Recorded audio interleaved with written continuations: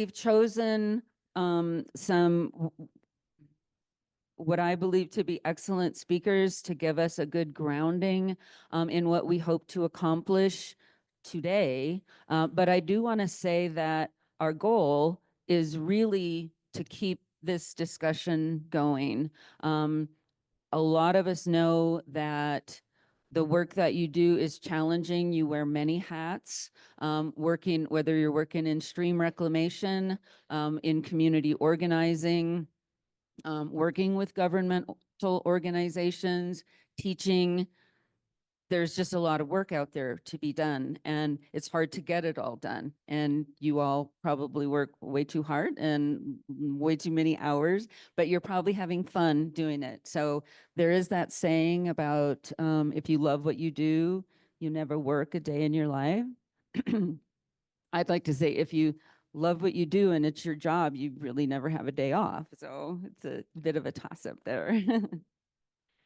So again, while we get set up and make sure that we have our virtual crew on board, because I want to be able to welcome them as well. But the point of what I was trying to say is that we'd like to continue this conversation.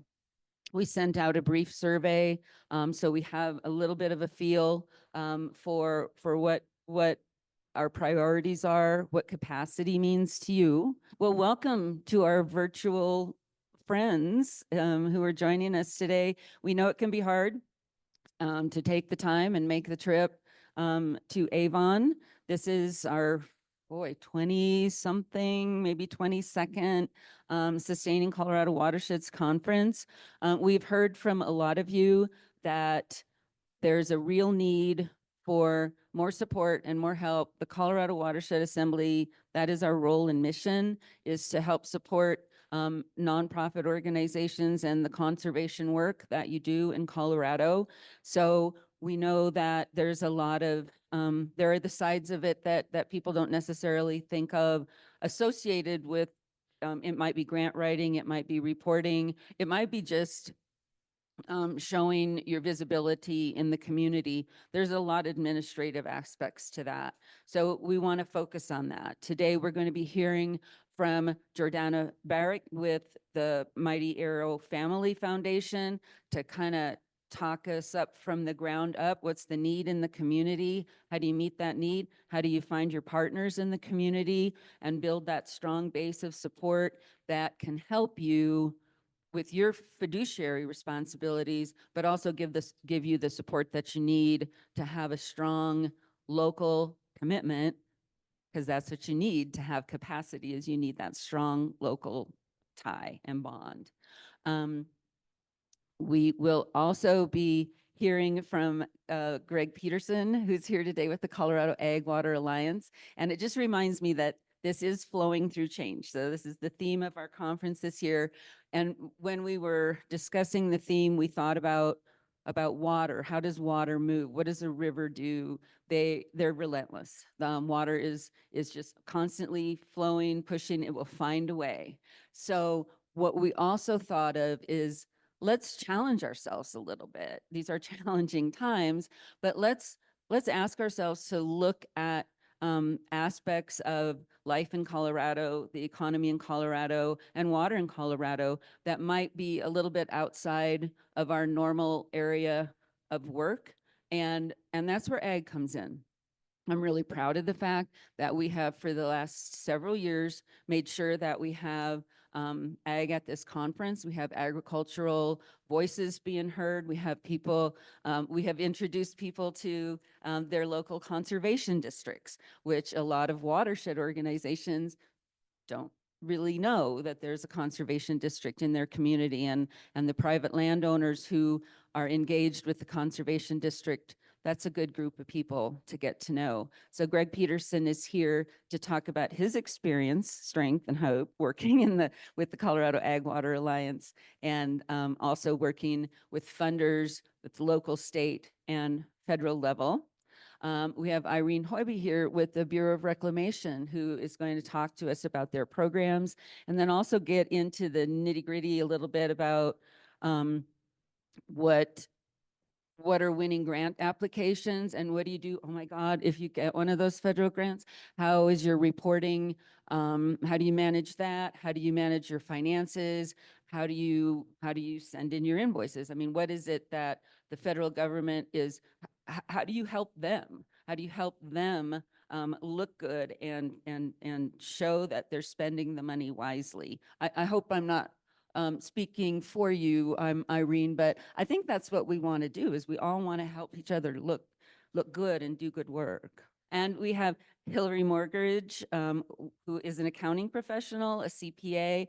And so we're going to progress from start the bottom up and what your organization needs to really have a strong base.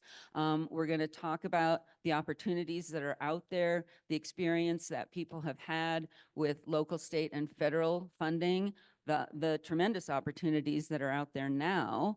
And then Hillary, I loved it when we first chatted. She said, you know, I work with a lot of small nonprofits and they rarely come to me with a beautiful set of books. And I thought, what's a beautiful set of books? Hillary, maybe you will share that with us today so that you all go home and have a beautiful set of books and hug your bookkeeper. Do we have the agenda? Oh, before I continue, I'd like to acknowledge our sponsors, the Mighty Arrow Foundation, for helping us host this event. And the Mighty Arrow Family Foundation is also very interested in making sure that this isn't a one and done kind of a deal. We're also working with the Colorado Nonprofit Association, and they are not able to be here today because they're hosting an event elsewhere. But our goal is to continue to work with these two organizations to develop other workshops, webinars, opportunities to get together and learn from each other, but also learn from the professionals in areas that we feel we need some help. It might be human resources. That's getting pretty challenging right now. But our goal is to continue this conversation. And then our important speakers that we have in the room today, or you all, and the folks who we have joining us virtually as well.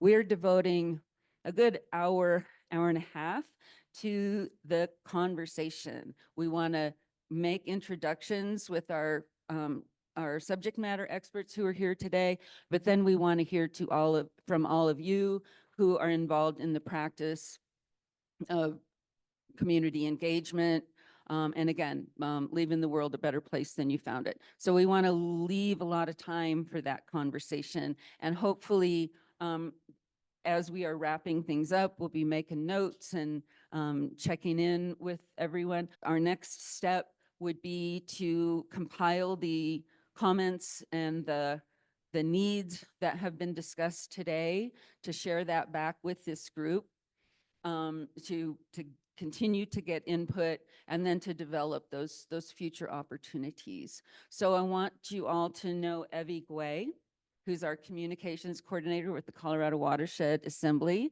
She's also with the Headwaters Center in Winter Park, Colorado. So if you have student groups or you want a really cool field trip, Evie's a good person to know.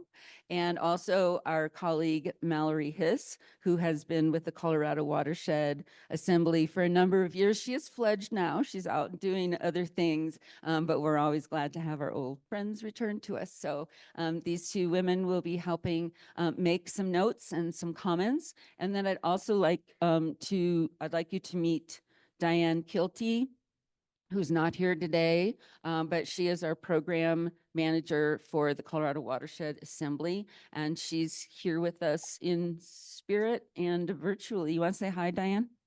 Hi, everybody. I don't know what you could, I don't think you can see me on screen, but I'm really looking forward to this workshop. And I also work for watershed groups along the foothills. And this is a much needed workshop for my groups that I work with. So I'm very happy you all are doing this. So it is kind of funny, Diane. I don't know how many of you have seen Beetlejuice. But right now, when you're speaking, you look like sort of like a tripod with a box. You're very tall and slender, but yeah, it's a little odd, but we are very happy Hey, hey, can you see that? Okay. happy to have our virtual audience here with us today as well. Can we see them at all? All right, all right. Well, we'll be calling on you by name at a later point in time. Evie, what else do I want to make sure we know before we get started? We want our subject matter experts to have a few minutes to introduce themselves so you can get to know them and feel comfortable asking them questions. Oh, yeah, the Healthy Rivers Fund, my favorite. This is a program that we're particularly proud of. We are the administrators for the Colorado Healthy Rivers Fund. How many of you have ever gotten funding from the Healthy Rivers Fund? I'm just curious. Greg? And all right. Well, I know there's a lot more folks out here. So the Healthy Rivers Fund is wonderful. It's part of the Colorado State Income Tax Checkoff. That was initiated in, I think, 2005. So we've been around for a while. We have been to the state legislature a number of times to renew that status of the income tax checkoff and we've been successful, but boy, what a strange place to be for any period of time. A lot of energy going on there under the dome. What is unique and I think wonderful about the Healthy Rivers Fund is it's it's fairly easy to apply for funding. We don't have a lot of money, but what it's really, really good for is a lever, and it helps to open the doors. It's money that can be used for planning. The match requirements are not onerous. It is the applications are assessed by a group that is represented from the Colorado Watershed Assembly. So our board of directors who have experience throughout the state in communities in a unique way. But we also partner with the Colorado Water Conservation Board, whose staff is out and about and knows what's going on and knows where the needs are. But in a unique partnership with the Colorado Water Quality Commission, we bring water quantity and quality together in the same space that is rarely occupied by those two aspects of water. It doesn't make sense to me intuitively as an accountant or a taxpayer or a ratepayer that water quality is in a building in Glendale, Colorado, and water quantity is in a building in downtown Denver, and they rarely have much interaction. But the Healthy Rivers Fund is that opportunity for them to come together and find those areas of intersection. So the Healthy Rivers Fund, please check it out. Don't wait to file. You don't have to make a contribution on the state income tax return. You can actually contribute to the fund at any time. And we'll be around this week and we'll be upstairs and happy to answer any questions you might have about the Colorado Healthy Rivers Fund. So our goal for today is to create topical workshops to meet the needs of the conservation community. Our partner, the Colorado Nonprofit Association, has a great amount of expertise, valuable expertise. They are close to the Capitol building. They know how that whole deal works, but they have workshops throughout the year. They host um, boot camps for nonprofits. Yes, thank you.